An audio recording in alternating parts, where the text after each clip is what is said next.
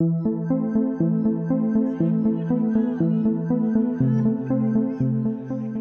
ne vous rendez encore pas compte de ce qui va vous tomber dessus. Vous allez vivre un truc unique que très peu de personnes du coup en France peuvent vivre. Le monde des bisounours est terminé là. À vous de créer votre bulle, de vous entourer des bonnes personnes surtout. Il y aura des pleurs, mais il y aura aussi beaucoup de joie, beaucoup de fierté. Et ce que vous allez vivre, ça va vous changer. D'un coup, vous allez prendre en un an 10 ans de maturité. Vous allez faire rayonner votre savoir-faire, la région Normandie et la France à travers le monde.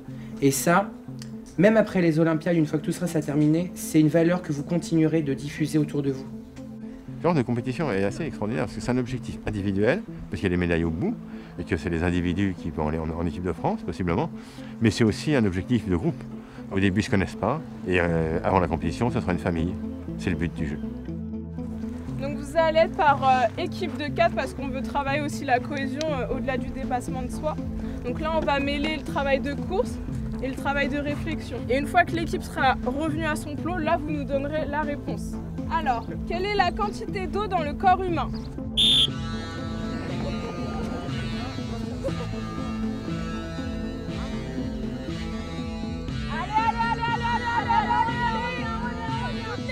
Soit arrivé, ok.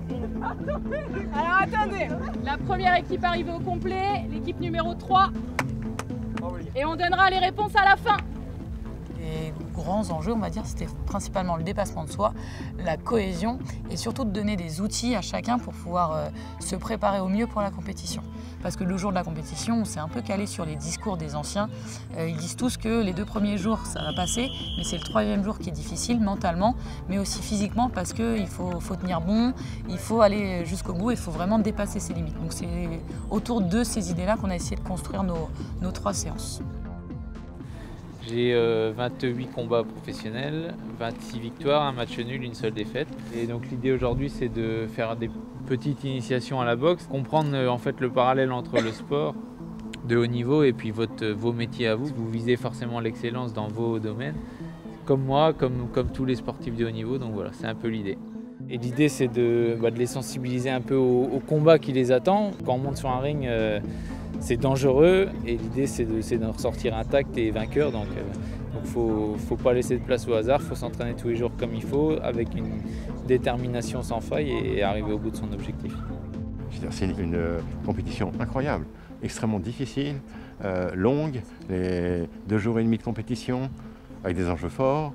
Donc notre but c'est de leur faire prendre conscience de ça, et leur apprendre à se ressentir et à voir quand ils sont dans une possibilité de danger qui monte en eux, et à ce moment-là, comment faire pour le gérer. Avant de commencer, qu'est-ce que le mental pour vous? La résistance. La résistance à quoi? Rester concentré. Il faut essayer de... Rester concentré. 80% c'est dans la tête, après c'est le reste. Vous avez donné plein de choses très intéressantes et on va essayer de restructurer un peu tout ça pour vous expliquer qu'est-ce que le... Ils ont beaucoup appris en préparation mentale. Je sais qu'ils vont en rester parce qu'ils ont compris les enjeux. Ce sont des enjeux énormes, ça change leur vie. Ils sont passionnés, ils sont talentueux et ils savent très bien que ce genre de compétition qui va les emmener vers d'autres compétitions peut-être à l'étranger n'est pas neutre. Ça peut bouleverser leur avenir professionnel. Donc s'ils sont dans la maîtrise, vu leur qualité, ils iront au résultat, mais ça viendra naturellement. Normand, Normand, conquérant! Normand, Normand, conquérant!